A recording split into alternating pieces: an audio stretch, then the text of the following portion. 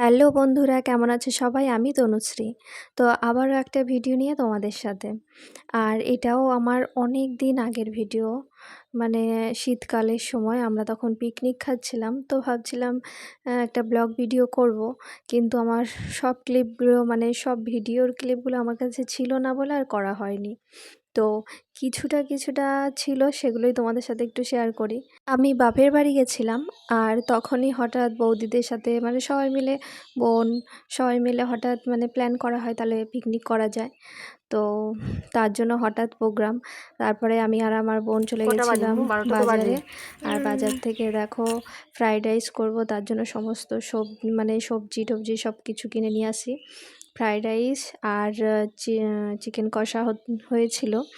আর যারা নিরামিষ খাবে তাদের জন্য পনিরের তরকারি। তো সেই মতো আমি আর এখানে দেখো আমার দুই বৌদি ছিল।